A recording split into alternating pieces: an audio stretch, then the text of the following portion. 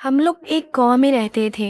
हमारा गांव एक जंगल के बीच में था, इसलिए मैं बचपन से ही निडर और बहादुर थी। मुझे किसी चीज का डर नहीं लगता था। मैं 5 भाइयों की इकलौती और लाडली बहन थी। मेरे भाई भी काफी बहादुर और दिलेर थे। वो लोग अक्सर रात को शिकार के लिए निकल जाया करते थे। हमारा गांव इस बात के लिए भी मशहूर था कि यहाँ किसी आत्मा का साया था और आसपास के लोग यहाँ आने से डरते कि यहाँ आधी रात को आवाज आया करती है। मगर मुझे इस बात से बिल्कुल भी डर नहीं लगता था। अक्सर मेरी दूसरे चाचा की बेटियां मुझे नहीं डरता देख बड़ी हैरानी से देखती और उसका कारण पूछती, मगर मुझे खुद नहीं पता था। मेरे अंदर अजीब सी बेखुदी थी। 5 भाइयों के साथ रहने की वजह से मेरा दिल भी मर्द की तरह ही मजबूत और स्थिर था। मेरी चाचा जी शहर में नौकरी करते थे, तो उनकी फैमिली भी उनके साथ ही वहां चली गई थी। वह लोग काफी डरपोक हो चुके थे। एक बार मेरे चाचा जी और उनके बच्चे गांव में छुट्टियां गुजारने आए तो उन लोगों को वही आवाज आई और वह लोग भी डर ही गए। उनके डर का मैं और मेरे भाई ने खूब मजाक उड़ाया। अगले दिन मेरी कजन ने बताया कि शहर में जो उनके घर है उसके ऊपर वाले कमरे पोर्शन में एक ही कमरा है और चाचा जी उन लोगों को वहां जाने नहीं देते। मुझे जानकर बहुत हैरानी हुई। तुम लोग खुद वहां क्यों नहीं जाते? मैं अपनी कजन से पूछी। हमें डर लगता है। उसके चेहरे पर डर के साए लहराते दिखे। तो तुम लोग को उसी कमरे का राज जानने के लिए उत्सुक नहीं होती हो क्या? मैं हैरान होकर उनसे पूछा, क्योंकि मुझे जिस चीज से मना किया जाता था मैं वही करती थी। वो कहने लगी, हमें डर लगता है। उसने वही रटा रटाया सब फिर से बोल दिया था। क्या तुम्हारा दिल नहीं करता कि तुम वहां पर जाकर देखो कि आखिर वहां पर क्या है? क्या मैं तुम्हारी जगह होती तो वहां पर जाकर पता भी लगा चुकी हूँ कि वहां पर क्या है। मैं जिज्ञास के हाथों मजबूर होकर अपनी कजन को वहां जाने पर उकसा रही थी। मेरा बस नहीं चल रहा था कि मैं वहां जाकर जल्द से जल्द पता कर सकूं। फिर वह बताते हैं कि वहां पर बुरी आत्माओं का साया है और तुम्हें पता तो है ना कि मुझे उन चीजों से कितना डर महसूस होता है। मेरी कजन ने कांपती हुई आवाज में बताया, तुम बिल्कुल डरपोक हो। मैंने मुंह बनाते हुए कहा। तो मेरी कजन कहती है कि तुम जैसी बहादुरी मेरी नहीं आती। वह भी मुंह बनाकर वहां से चली गई। यूं ही कई दिन गुजर गए। मैं एक दिन बैठकर यही सोच रही थी कि आखिर चाचा जी उन्हें वहां क्यों नहीं जाने देते हैं। मैं अपने दिल के हाथों मजबूर हो रही थी। मेरा बस नहीं चल रहा था कि मैं जल्द से जल्द वहां चली जाऊं और जाकर पता करूं कि आखिर ऐसा क्या था। वहाँ जो चाचा जी उनको वहाँ जाने से क्यों मना करते थे। मुझे कॉलेज से जैसे ही छुट्टियाँ मिली तो मैं वहाँ जाने के लिए प्लान बनाना शुरू कर दिया और मेरे लिए सबसे मुश्किल काम माँ से अनुमति लेना था। मुझे शहर जाना है, चाचा जी के पास। मेरे मन को देखा क्योंकि मेरी जिज्ञासा स्वभाव मुझे टिकने नहीं दे रहा था। अगर मेरा बस चलता तो मैं फौरन जाकर पूछ लेती। माँ ने कहा, क्यों, वह कुछ महीने पहले ही तो मिलकर गए हैं। बस छुट्टियां है तो मैं चली जाती हूँ और चाची जी से सिलाई कढ़ाई भी सिखाऊंगी। मैंने कुछ नए अंदाज में उनको मनाने की कोशिश की, क्योंकि सारे खानदान में चाची की सिलाई कढ़ाई के चर्चे थे और मुझे जरा सी उम्मीद नजर आ रही थी कि ऐसे माँ शायद मुझे जाने दे।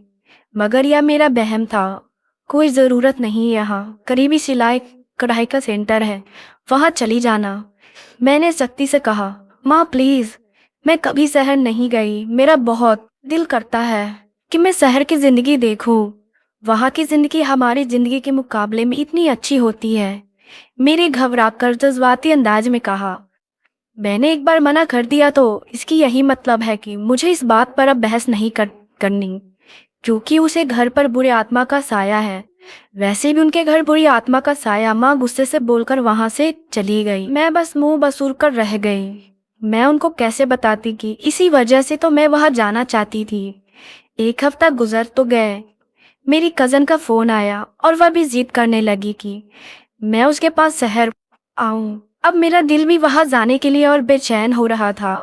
मगर माँ से अनुमति लेना इस दुनिया के सबसे मुश्किल कामों में से एक था, और वह जिस काम के लिए मना कर देती तो उसके बारे में बात तक करना भी पसंद नहीं करती थी। मेरे बड़े भाई माँ से बहुत बनती थी और उनकी हर बात को वह मान लिया करती थी और मुझे अपने भाई को मनाना था। ऐसे भी लाडली बहन होने की वजह से मैं जरा सी जिद्दी थी, तो भाई मेरी हर बात फौरन मान जाया करते थे। मेरे भाई से बात की तो उन्होंने पहले मना कर दिया, क्योंकि उनको भी माँ की तरह यही डर था कि वहाँ जाकर कहीं मुझ पर बुरी आत्मा का साया ना हो जाए। मगर मैं बहुत जिद की, तो भाई ने माँ से बात करने की हामी भर ली। उन्होंने जब माँ से बात की तो माँ ने भाई को भी मना कर दिया, लेकिन भाई ने मेरी जिद को जानते हुए उनको कुछ न कुछ कहकर मना ही लिया था। इस तरह कुछ दिनों बाद मैं भाई के साथ बाहर जाने के लिए तैयार हो रही थी, क्योंकि चाचा ने माँ को पहले ही बता दिया था कि उनके ऊपरी वाली मंजिल पर किसी बुरी आत्मा का साया है। तो इसी वजह से माँ ने मुझे फिर से समझा बुझा करके भेजा था कि मैं ऊपरी वाली मंजिल पर नहीं जाऊंगी। मैं उनको यकीन दिलाया कि मैं वहां नहीं जाऊंगी। मैं शहर पहुंचकर बहुत ज़्यादा खुश थी, और यह खुशी मेरे हर अंदाज में ही झलक रही थी। वहां पर सबने हमारा शानदार वेलकम किया, क्योंकि मैं पहली बार वहां पर गई थी। भाई को 2 दिन वहां पर रहना था, तो मैं इसी वजह से ऊपर मंजिल पर नहीं जा रही थी। मैं भाई का भरोसा जीतना चाहती थी कि मैं ऊपर वाली मंजिल पर नहीं जाऊंगी। इसी वजह से भाई के मौजूदगी में उनको अपने यहाँ आने के मकसद की भनक भी नहीं पड़ने दी थी। भाई मेरी फितरत से अच्छी तरह वाकिफ थे, इसलिए वह जाते हुए भी मुझे सख्ती से समझा बुझा कर गए थे। उनके जाते मैं बहुत ज़्यादा खुश हुई कि अब मैं जाकर उस रात को जरूर जान लूंगी। बचपन से ही हॉरर और जासूसी कहानी पढ़ने की वजह से मेरी फितरत ऐसी हो चुकी थी। जब तक मैं राज के बारे में सब कुछ जान न लेती, तब तक मुझे चैन नहीं आता था। और इस तरह कुछ दिन और बीत गए थे। मैंने बात नोट की कि चाचा जी रात का खाना खाते ही वहां से ऊपर वाली मंजिल पर चले जाते थे। मेरा रोज दिल करता कि मैं चाचा से पूछूं, मगर वह खाना खाने के बाद ऊपर वाली मंजिल पर चले जाते हैं और दरवाज़ा भी अंदर से बंद कर लिया करते थे। एक दिन मैंने हिम्मत करके चाचा जी से पूछ ही लिया कि घर के बाकी लोग वहां क्यों नहीं जा सकते। दोनों ने यही बताया कि वहां पर बुरी आत्मा का साया है। मैं यूं ही ऊपर जाने को कहा तो उन्होंने डांट के मना कर दिया, और उनका अंदाज ऐसा था कि मैं पल भर को तो डर ही गई थी। मेरी कजन ने भी मुझे डांट के कहा, मना किया गया तो तुमने क्यों पूछा। मैंने अपनी कजन से कहा, देखो हो ना हो बात कोई और है, और आत्मा का कहकर चाचा जी तुम लोगों को पागल बना रहे हैं। मेरा अंदर के जासूस ने अंगड़ाई ली, और उनको देखते हुए मैंने अपने दिल की बात की थी। क्या मतलब है तुम्हारी इस बात का। मेरी कजन ने समझी में मुझे देखते हुए कहा, देखो चाची जी भोली सी हैं, और तुम लोग भी कोई खास समझदार और चालाक नहीं हो। मुझे लगता है कि चक्कर कोई दूसरा है। मैं बेबाक होकर सब कुछ कहा जो मुझे नजर आ रहा था, जबकि मेरी कजन आंखों में हैरानी लिए मुझे देख रही थी, जैसे उन्हें यकीन ना हो। और उसने उलझन भरे अंदाज से पूछा था, कैसा चक्कर। उसके माथे पर सोच का जाल भर गया था। मैंने कहा, उस चक्कर के बारे में तो मुझे पता ही नहीं है, लेकिन बात इतनी छोटी हरगिज नहीं है। यानी देखो, आत्मा वगैरह का कोई सीन नहीं है, बात कोई और है जो तुम लोगों से छुपा रहे हैं। मैंने अपने दिमाग के घोड़े दौड़ाते हुए यह अनुमान लगाया था। तुम ठीक कह रही हो, बाबा अक्सर तो सारा दिन घर ही रहते हैं, कोई नौकरी भी नहीं करते। ऊपरी मंजिल पर जाने के लिए बाहर का रास्ता ही अक्सर यूज करते हैं। हमें ना वह ऊपर जाने देते हैं, और वह अक्सर रात को बाहर से आते हैं तो सीधा ऊपर ही जाते हैं। मेरी कजन ने कुछ सोचते हुए कहा था, लेकिन अजीब अजीब सी आवाज तो वहां से आती है। मैंने कहा, देखो आत्मा चाचा जी को कुछ नहीं करती है, और वह भी तो रोज ऊपर ही जाते हैं ना, और वह रात को वक्त वापस भी अंधेरे में ही आ जाते हैं। काम भी नहीं करते तो घर का खर्चा कैसे चल रहा है। मेरी ऐसी सोचे कि बार उन्हें परेशान कर गए थे। मेरी कजन कहने लगी, तुम ठीक कह रही हो, बाबा से जब भी पूछो तो वह मना कर देते हैं। मैंने कहा, फिक्र ना करो, कुछ करके पता चला लूंगी। मैंने उसको तसल्ली दी और सोने को कह दिया। अगले दिन चाचा जी जैसे ही घर से गए तो मैं ऊपर वाली मंजिल की तरफ चली गई, मगर वहां कमरे के बाहर लगा मोटा सा ताला लटका पड़ा था। मैंने खिड़की ढूंढने की कोशिश की, उसके आगे की ईंटों की दीवार थी, और मुझे इस कमरे से अजीबो गरीब सी बदबू आ रही थी। मैं नाकाम और मायूस होकर नीचे आ गई थी। चाचा को अब मुझ पर भरोसा हो चुका था कि मैं ऊपर मंजिल की तरफ नहीं जाऊंगी। चाचा जी खाना खाकर जैसे ऊपर गए तो मैं भी उनके पीछे पीछे ऊपर ही चली गई। मैं दरवाजे के पीछे छुप गई थी, मगर वह इतनी ज्यादा औरतें देखकर मेरी जान निकल गई थी। मुझे समझ नहीं आ रहा था कि वहाँ इतनी ज्यादा औरतें क्यों मौजूद थी।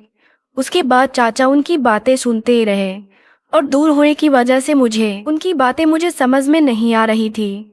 इसके बाद वो औरतें चली गई। चाचा जी कमरे में ही थे। मैं दरवाजा के पास छिपी हुई थी। जैसे ही मेरी नज़र अंदर पड़ी तो मेरी जान निकल गई। वहाँ अजीबोगरीब दुनिया बसी हुई थी। वहाँ खून ही खून था और अजीब से जानवरों के सिर पड़े हुए थे। कमरे में परिंदे भी उड़ रहे थे। चाचा काले रंग का जोड़ा पहनकर अजीबोगरीब जानवरों के साथ बातें कर रहे थे, फिर उसी को मारकर उनके खून से कुछ लिख रहे थे। इस टाइम वह कोई आदमखोर लग रहे थे। मेरी सारी बहादुरी हवा हो गई थी। मेरे जिस्म के बाल डर से खड़े हो गए थे। मेरी दहशत से टांगे कांपने लगी थी और बहुत मुश्किल से मैं वहां से नीचे आई। मेरा शरीर ठंडा पड़ रहा था। मैं उनको नहीं बता सकती थी कि मैं वहां क्या देखा था। मेरी कज़न पूछती ही रही कि क्या हुआ है, मगर मुझ में बताने की हिम्मत नहीं थी। मैं वापस अपने गांव चली गई और डर मेरी आत्मा से लिपट गया था।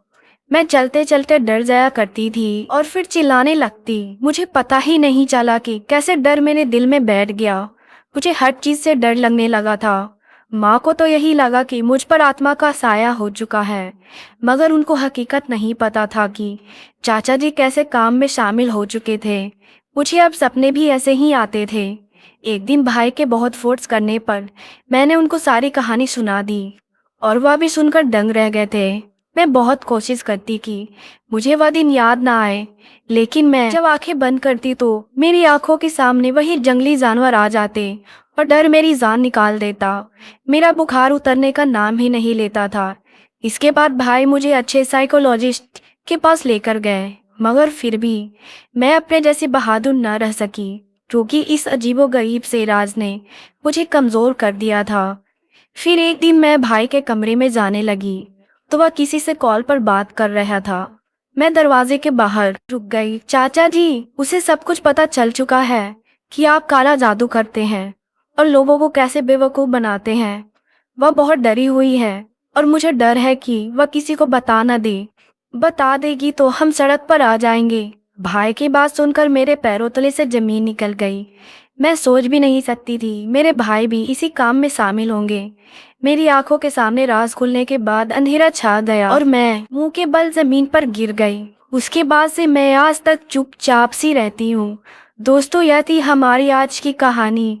उम्मीद करती हूँ आपको पसंद आई होगी। वीडियो को लाइक करके चैनल को सब्सक्राइब कर लीजिए ताकि ऐसे ही वीडियो आपके लिए लाती रहूँ। धन्यवाद दोस्तों।